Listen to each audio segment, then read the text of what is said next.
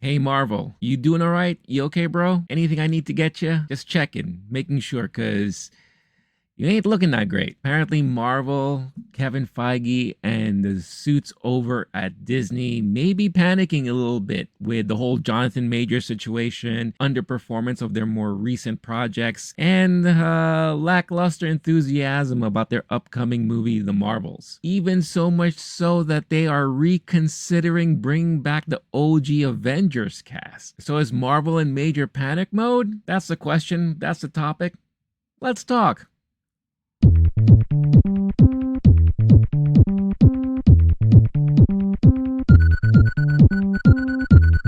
Before we get into today's topic, let me quickly talk about Surfshark. Surfshark right now is running a great Black Friday day sale early where you can get major discounts as high as 85% off your subscription. Make sure to click the link you find in the description below or scan the QR code you see on the screen in front of you right now to find out more details on how you could save on one of the best VPN platforms in the market today. I personally would greatly appreciate if you check them out. Now let's get on to today's topic. So Variety just released an article today that outlines this major meeting that Kevin Feige, Marvel, suits at Disney had in September, where in a way kind of sound like they had one of those emergency room type of meetings, like something like you would expect the government to hold whenever there's a crisis. Or to use comic book terms, you have like the Avengers running in the conference room, figuring out what to do whenever, when they figure out Galactus is approaching or something like that. But a lot of things were discussed, and some interesting stuff is being revealed in this article that I personally found kind of crazy and kind of concerning, to be honest with you. Now, whether or not a lot of these things are true or if it's just all rumor and speculation, still it leads me to believe that there is some sort of panic happening because of Marvel's current situation now. So let's read some of the article here and I will kind of fill in my thoughts and overall takes on what we're reading. Crisis at Marvel. Jonathan Majors backup plans. The Marvels reshoots reviving original Avengers and more issues revealed. You got to give it up to Variety and whoever did their little art here for the article. Big kudos to them because I love that. So the article starts off about the big meeting they had in September where a group of Marvel creatives, including studio chief Kevin Feige, assembled in Palm Springs. Get it? Assembled Avengers?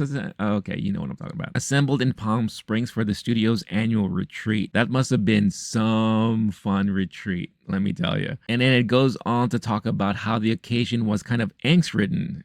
Everyone at Marvel is reeling from a series of disappointments on screen, a legal scandal involving one of its biggest stars, and questions about the viability of the studio's ambitious strategy to extend the brand beyond movies into streaming. Article goes on to say that the most pressing issue to be discussed at the retreat was what to do about Jonathan Majors, the actor who had been poised to carry the next phase of the Marvel Cinematic Universe, but instead is headed to a high-profile trial in New York later this month on domestic violence charges, has forced Marvel to reconsider its plans to center the next phase of its interlocking slate of sequels, spin-offs, and series around Major's villainous character Kang the Conqueror. The article continues to say at the gathering in Palm Springs, executives discussed backup plans, including pivoting to another comic book adversary like Doctor Doom, but making any shift would carry its own headaches. Majors was already a big presence in the MCU,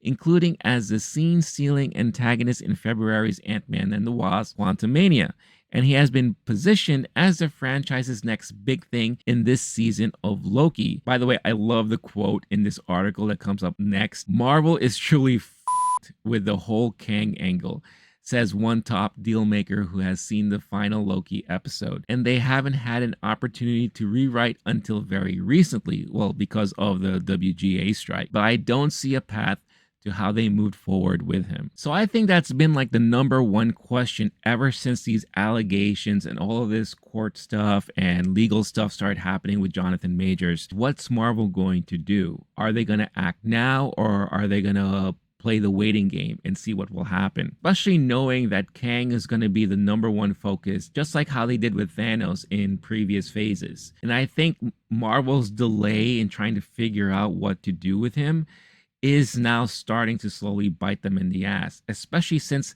this whole thing with Jonathan is not even solved yet. I'm going to go back to the article that, like, later on in the article that kind of helps support some of the stuff I'm talking about right now. So the article says here, when the Quantumania actor was arrested in March, Disney executives insisted that they could afford to play a wait-and-see game, given that Avengers: The Kang Dynasty wasn't expected to begin shooting until early 2024. But then Majors was dropped in quick succession by his publicists and managers. Then, ahead of a key hearing in October, media outlets including Variety obtained a court filing that referenced a police incident in London involving Majors that led to his ex-girlfriend to seek medical attention.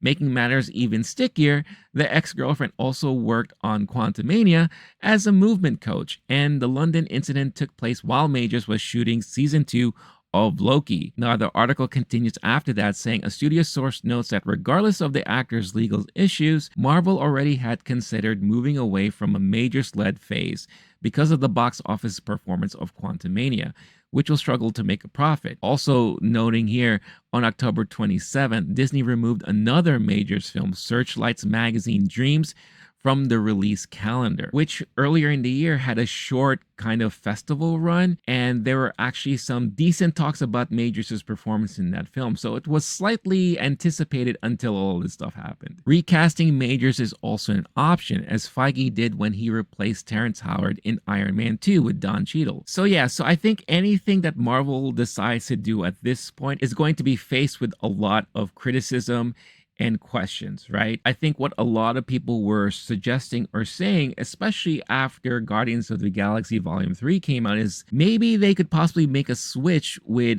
the High Evolutionary, played by Chigwodi Iwuji. I really hope I'm pronouncing that name right, because in a way, he became one of the more recent fan favorite villains that the Marvel has produced and put on screen. And plus, he gave a brilliant performance in Guardians of the Galaxies. And his fate is kind of left open with how the movie ended, and especially when you saw kind of like the deleted scene that they left on the cutting room floor. So it could kind of make sense if they kind of push the whole Kang thing just aside for now and maybe switch focus over to him, because switching to Doctor Doom would be kind of a really drastic choice, because one, you have to really introduce who he is to the general audience, who will have no idea who Doctor Doom is, unless they remember his portrayal from those original Fantastic Four movies back in the day. But I think at this point, most people forgot all about those movies. Plus, you kind of have to figure out how to weave him into the current storyline. Now, with the whole multiverse thing and time travel and everything like that, it's very easy for someone to just pop up and show up out of nowhere, right? And as we've seen with DC, especially with how The Flash ended and possibly what's going to be happening with Aquaman 2 coming out, it's very easy to add scenes here and there to kind of suggest that maybe what we're seeing is not the full reality or not the full universe that we are used to. So making a switch like that could be very possible. Recasting Kang? I could see that happening too, but it will also be like a very jolting situation because we've already seen Jonathan portray Kang in multiple series and movies, whether or not it's the Loki series or in Quantumania. And who knows if there was something that was supposed to be shown with Marvels. If they were to recast him now, it would be very jarring. With the whole Terrence Howard situation, it wasn't as jarring because he only appeared in one movie. And at that point, the Marvel universe wasn't fully solidified and there wasn't much of a canon and lore yet. Having someone else step into that role wasn't that big of a deal, and they kind of addressed it very tongue-in-cheek like in the movie when Don Cheadle showed up, and they kind of left it alone, right? But they could also, if they wanted to, kind of recast it and kind of blame the multiverse for changing things around. So at this point, anything is possible, but needless to say, I think Marvel is stuck, and if they need to make a choice and a decision, they're going to have to do so quickly, and we may hear more about that once the SAG strike has come to a conclusion. Now, speaking of the Marvels, the article also addresses some of the issues that were involving that movie. Beyond the bad press for Majors, the brain trust at Marvel is also grappling with the November release of The Marvels, a sequel to 2019's blockbuster Captain Marvel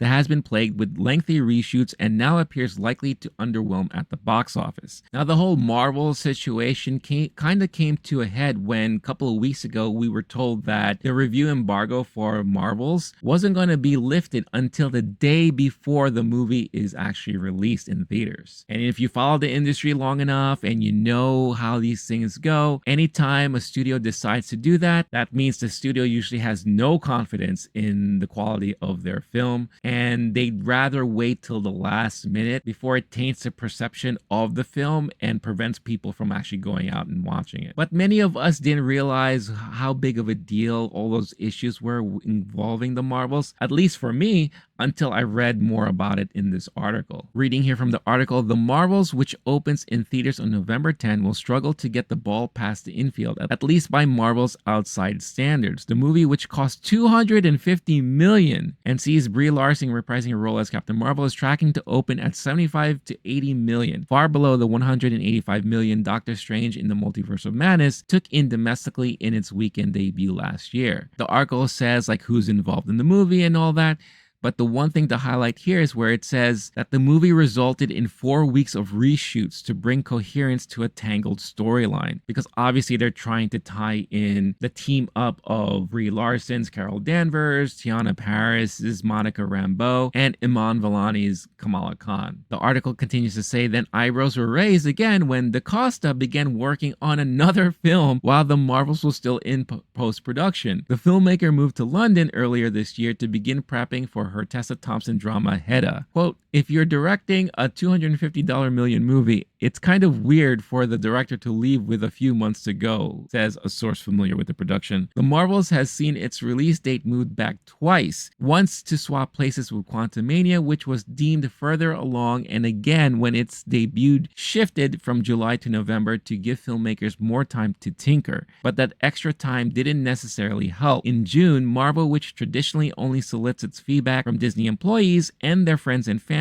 took the uncharacteristic step of holding a public test screening in Texas. The audience gave the film middling reviews. Woof, that is rough and not a great sign. And it's kind of showing you a pattern of some of the things that we've recently heard, especially with kind of the policing of their projects and the overall management of everything. It's been said by a lot of us and by a lot of you that we think Kevin Feige is stretched a little bit too thin nowadays, and a lot of the people that he has under him are kind of dropping the ball a bit. The fact that you have a director attached to a very high profile project that costs so much money is willing to kind of take a break or just leave in the middle of post-production to work on another film tells you a lot about what's going on there at Marvel. But maybe also gives you insight of how the Marvel machine works, because it's been said, and we've kind of seen it, is how really deep involved is a director throughout the full production of their film, and how important really is that director's vision when it comes to the overall end product. When Chloe Zhao was involved with the Eternals, it did look like she put her kind of touch and feeling in the movie, but she's never even directed any action before. So it was made clear that they have had other people involved in directing and managing the action scenes and all of that kind of stuff in the movie. So maybe Nia was just like, hey,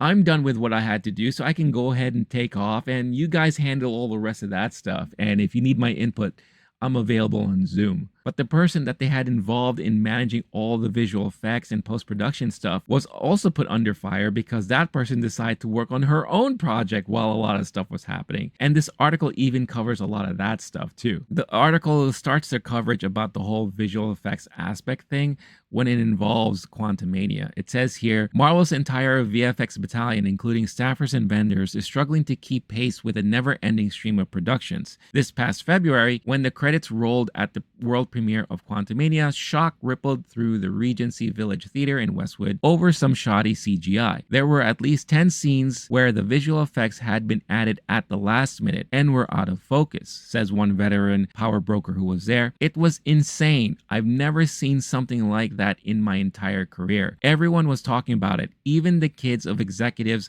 were talking about it. The schedule swap with the Marvels had left the Ant-Man sequel in a squeeze, pushing up its post-production schedule by 4.5 months. Jesus, That's insane. Marvel films are known for coming down to the wire given Feige's ability to, quote, foam the runway and land a plane that way, says one executive familiar with how the company operates. But this level of unfinished was unprecedented and would be noted in scathing reviews when the tentpole with the $200 million budget opened 11 days after the premiere. Critics weren't the only ones dismayed. Fed up with 14-hour days and no overtime, Marvel VFX workers voted unanimously to unionize in September, sparking an industry-wide trend. The article continues to say here, the year 2023 was the straw that broke the camel's back, says former Marvel Studios VFX assistant coordinator Anna George. Quote, the pay and long hours at Marvel were the reasons we had to start our unionization process there. The conditions were completely unstable. Now, this is the part of the article that I wanted to touch base on, because it says here, 1 month after the Quantumania premiere debacle, the guillotine fell on Victoria Alonso, who oversaw the studio's physical production, post-production, and VFX and animation. While the reason cited for her abrupt firing was her unauthorized role as an executive producer on the Oscar-nominated film Argentina 1985, insiders say Disney was incensed that quality control on its Marvel productions was plummeting, particularly on the ever-expanding TV front. The VFX logjam had been evident for some time, with some final effects for such Disney Plus series as WandaVision and She-Hulk Attorney at Law inserted after their streaming debuts. That Alonso was busy promoting her art house project while Rome burned certainly didn't sit well with Disney leadership. And this is interesting to note here, but some internal sources suggest Alonso was a scapegoat and point to the She-Hulk VFX issues as a symptom of a deeper rot, namely a lack of oversight on script development. In the original arc of She-Hulk, a flashback of star Tatiana Maslany's transformation into her Hulk character didn't take place until episode 8, the penultimate episode. But after Marvel's Brain Trust watched footage, it realized the scene needed to happen in the pilot episode so that audiences could see more of the character's backstory early. That meant that the VFX team was tasked with fixing the mess in post-production. And I love this quote right here. The so-called bad at VFX we see was because of half-baked scripts, says one person involved with She-Hulk. That is not Victoria. That is Kevin. And even above Kevin, those issues should be addressed in pre-production. The timeline is not allowing the Marvel executives to sit with the material. So that right there leads to, I think, what the bigger issue is here. And I think the biggest issue here was that Marvel was just too focused on pumping out stuff.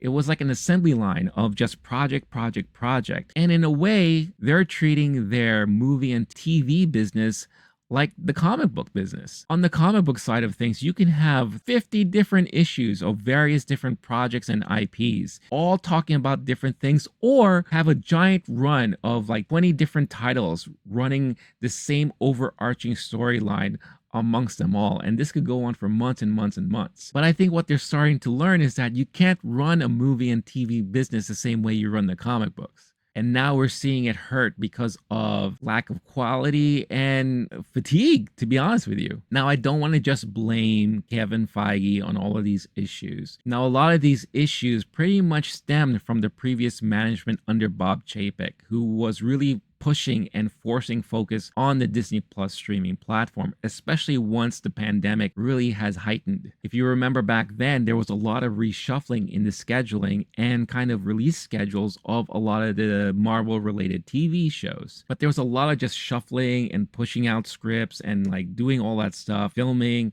doing what they can, or at least pushing the stuff that they've already filmed and rushing the post-production work on that to make sure that they had it readily available for release on Disney Plus. But I think it's because of that major push and all of these projects all happening at once, it really caused Kevin Feige to lose control a little bit because his focus was spread all over the place. So all of that stuff really ruined, I think, a lot of things, to be quite honest with you, and caused a lot of these programming to be kind of meh. Great example is Secret Invasion. That show should have been one of the most watched shows, most talked about shows, and because of that anticipation to finally see Nick Fury come back and lead his own show. Instead, it was flooded with bad praises and bad reviews. If you look on YouTube, you'll see just a tremendous amount of negative content because of how ridiculous that show was. And talk about bad CG. Oh my goodness, that show was just played with stuff like that. And now, of course, one has to worry about some of the projects that they were working on, and kind of explains why now that Bob Iger kind of came back and kind of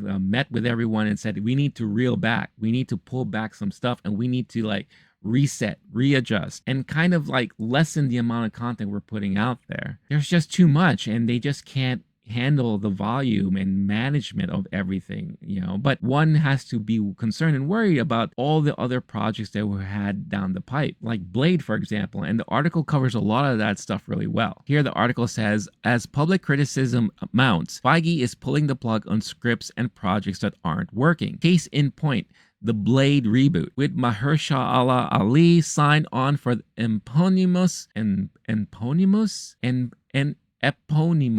that word, role of a vampire. Things looked promising for a 2023 release date, but the project has gone through at least 5 writers, 2 directors, and 1 shutdown 6 weeks before production. One person familiar with the script permutation says the story at one point morphed into a narrative led by women and filled with life lessons. Blade was relegated to the 4th lead, a bizarre idea considering that studio had 2-time Oscar winner Ali on board. What the flying hell is that? That just sounds awful. And who was responsible for that idea? Holy cow, can you imagine? The article continues to say, amid reports that Ali was ready to exit over script issues, no duh, Feige went back to the drawing board and hired Michael Green, the Oscar-nominated writer of Logan, to start anew. Speculation around town is that the studio is looking to make the film, now slated for 2025, on a budget of less than $100 million, a deviation from Marvel's big spending strategy. So a couple of things that are promising there. One, Feige is obviously realizing the problems and issues at hand, and he's taking actions on them. I mean, could you imagine if they decide to go forward with that Blade script? That just sounds bizarre and weird. That would have totally bombed for sure. But another thing I liked about that is the mentioning of the lower budget. And I think that's one of the things that been plaguing the Marvel franchise, the Star Wars franchise, the DC franchise, all of these big franchises that have been seeing dips in performance in recent years, and that's budget. In some of the recent videos and some of the recent coverage that I've been, putting out there, I mention a lot about budget, especially when something is performing really well. And people are noticing that you could have a low budget and still put out quality stuff. You just have to make sure that you focus on all the right things. So I think moving forward, Disney, Marvel, Kevin Feige, they're going to be looking to pushing these smaller budgets, and I think that's really going to help a lot. But you know what's not going to help? Pushing out crazy, panicky ideas like this, with Iger publicly acknowledging the downside of a Marvel TV glut that, quote, diluted focus and attention. The keepers of the comic book empire are considering some dramatic moves. Sources say there have been talks to bring back the original gang for an Avengers movie. This would include reviving Robert Downey Jr.'s Iron Man and Scarlett Johansson's Black Widow, both of whom were killed off in Endgame. Article says that of course it's not a stumbling block because in the comic books people have been killed off and came back because of multiverse, blah blah blah blah blah. But the studio hasn't yet committed to the idea. If it were able to bring those actors back, it wouldn't come cheap. Sources say Downey Jr.'s upfront salary for Iron Man 3 was around $25 million. No, no, no, no, no. In no way, shape, or form should this even be a consideration. Of course, a lot of fanboys and fangirls would love the idea of seeing the OG cast return and all that. And for all I know, I'm pretty sure that they will eventually return at one point. But to reunite them in another Avengers movie just for the sake of maybe reinvigorizing the whole franchise and getting butts back into theaters to watch these movies is a bad idea. It just doesn't work. Look what happened with DC. Everyone was speculating and excited when Michael Keaton was announced to come back as the Batman in the Flash movie. Then he was also supposed to make an appearance in the Batgirl movie and possibly even show up in Aquaman 2. And what happened? Batgirl got canned. The Flash, no one really went out to see it, and those who did were kind of 50-50 on the whole thing. Aquaman 2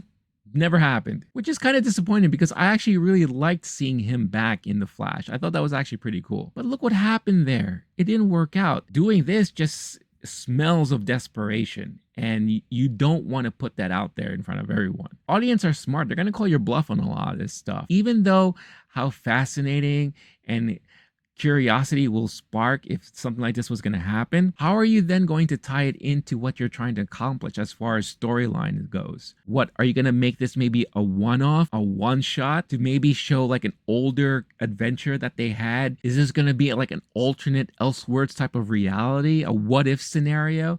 Are they going to do like a what-if movie? Like, what if the Avengers fought off, I don't know, Galactus or something like that, and then maybe introduce a Fantastic Four in there or the X-Men or whatever? Yeah, I think at this point, Marvel and Disney should just let that go and not even think about that. And maybe just put more focus on future projects and put more focus on what people are really waiting for, and that's the X-Men and Fantastic Four. The article even covers that, where it says that the anticipation for Deadpool 3 is already at a whole-time high because of that reuniting of Hugh Jackman as Wolverine and, Ryan Reynolds as Deadpool, but also that slight possibility that we're going to get hints of introductions to the X-Men universe finally under the Disney tutelage. And every time there's news about Fantastic Four casting or whatever the case is, major hype happening around that stuff. So I think if they really focus on that moving forward, that's when they could get people interested again and kind of get more reinvestments into the Marvel universe. But there lies another question. Are people going to be patient enough and wait that long? Because there's an interesting thing that the article also mentions here about that. The article says there are signs that the flood of product is leading people to tune out. Quote, I'm not prepared to call it a permanent fall, but based on the numbers that go with Marvel podcasts, Marvel-based articles, friends who do Marvel-based video coverage, all of these numbers are significantly down, says Johanna Robinson, co-author of the New York Times bestseller MCU, The Reign of Marvel Studios, who is a writer and podcaster at The Ringer. Quote, the quality is suffering. In 2019 at the peak, if you put Marvel Studios in front of something, people are like, oh, that brand means quality. That association is no longer the case because there have been so many projects that felt half-baked and undercooked. And I couldn't have said it better myself. Quite honest with you, as of the recording of this is November 1st, I have yet to watch an episode of Loki. And Loki season 1 was one of my favorite Marvel series to come out. And I used to be on top of this Marvel stuff all the time, but my interest and patience fell. And I noticed it started happening after watching Moon Knight. I was really hyped up on Moon Knight when it first came out, and for the beginning of it, I thought it was really good and really well done. However, as the series was coming to an end, I was wondering, what are they doing here? Then I heard Oscar Isaacs give an interview and saying that there were no discussions or even plans of a second season. In fact, he said he hasn't even signed up for a second season. I know in other interviews after that, he kind of backtracked a little bit, but after hearing that, even before this first season that's on air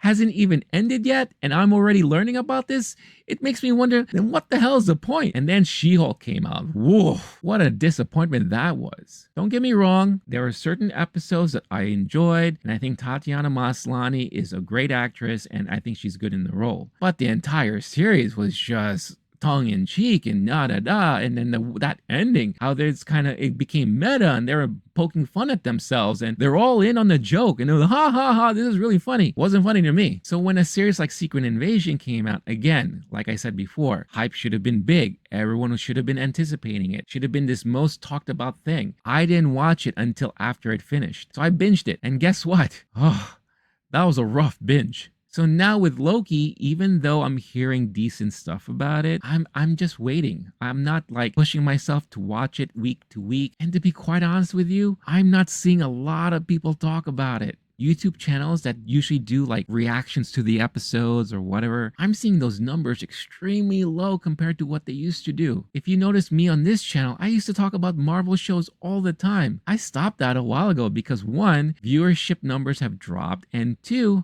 my interest has kind of dropped. And it sucks because I love Marvel. I am a huge Marvel fan. I love the characters. I grew up with these characters. Ever since I was a kid, I remember buying issues of Fantastic Four and Iron Man and just loving every panel, every page. Fantastic Four is still one of my favorite comic book properties under the Marvel banner ever. So I do hold Marvel very close to my heart, and it kind of hurts, and it's kind of sad to see how something that started off in 2008 with so much promise, and then we had this huge run to now just slowly see it dwindle and dwindle. It's disappointing, but I do have faith that they have a chance to make a turnaround, to come back and come back strong and do stuff to make us all interested again. But it's critical time right now. And I can understand with an article like this, the book that just came out, a lot of the recent decisions like redoing the whole Daredevil series, which is like a whole mess in its own, taking ownership back and really putting in the quality control and quality assurance that is terribly needed for all of these projects happening, and taking their time to really focus on what they're trying to do and accomplish. But the time to act is now, to be quite honest with you. As soon as the SAG strikes are completed and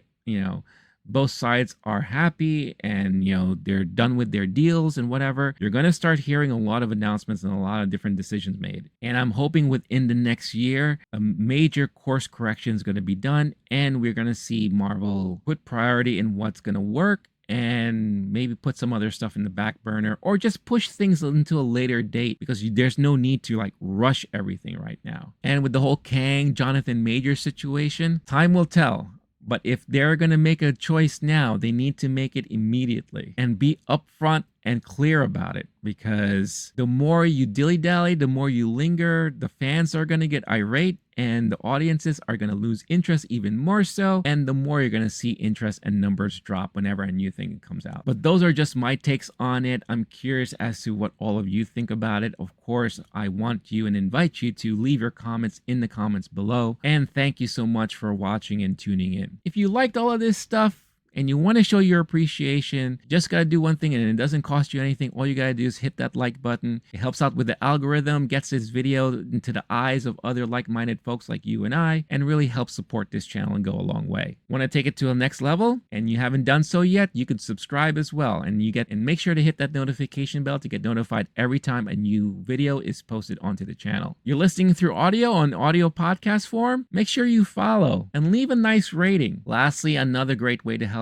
out is checking out our affiliate partners here. Again, Surfshark. Can't speak highly enough about them. Let me quickly cover them and talk about them right now. So happy to have Surfshark on board as one of the affiliate partners for the Lowkey Geek channel here. If you're in the market for a new VPN, I highly recommend a company like Surfshark. And trust me, I've tried all of the VPNs out there, and by far Surfshark is the #1 clear-cut winner for me because of many reasons. Yes, of course, it gives you great protection and security protection while you're browsing the internet, especially when you travel and you're in other countries or other states, and you want to make sure your browsing data is, fully secured and no one is like spying in on you or stealing some of your stuff that you're transmitting online. What I mainly use Surfshark for is for unlocking the streaming services that I already pay for. There's no better feeling in knowing that you can get more out of your streaming services by accessing content that is not necessarily readily available for you in your region. What do I mean by that? Well, a great example is that recently I wanted to check out some movies off of Hulu, but I don't subscribe to Hulu. But I found out that in the UK,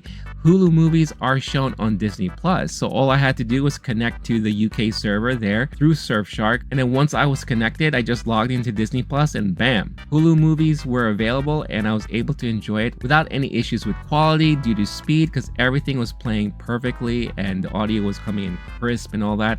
It's as if I was just watching it normally through my normal internet connection. But the main reason why Surfshark is by far the best is because it is the cheapest out there. And I can't stress that enough, where, we're all trying to save money here. And with all the stuff that we pay for on a monthly basis, the last thing we need is to add on an additional high monthly payment to our bills, and Surfshark will not hurt your wallet at all. As a matter of fact, if you scan that QR code you see on the screen right now, or you check out the link in the description of this video, you'll find out how you can get Surfshark for 85% off plus 2 additional months. Actually, hold the phone right there. Surfshark has decided to start off their Black Friday deals early, now offering even cheaper discounts. Depending on which subscription you go for, you can now get Surfshark One for a total of 28 months for only $2.69 a month. That's as little as $75. Or get Surfshark Starter for a total of 27 months for as little as $1.99 a month. That's just under $54. This is another reason why I am so happy that Surfshark has decided to partner up with us here, and I can't recommend them enough. Again, thank you so much, and if you do try Surfshark out, let me know what you thought about them when you do, and let me know your thoughts about the service in the comments of this video. So again, thanks to Surfshark and thanks to all of you, and again, thank you so much for watching and tuning in and listening. Until next time, stay cool, stay classy, stay safe. Catch you all in the next one. All right, peace out, y'all.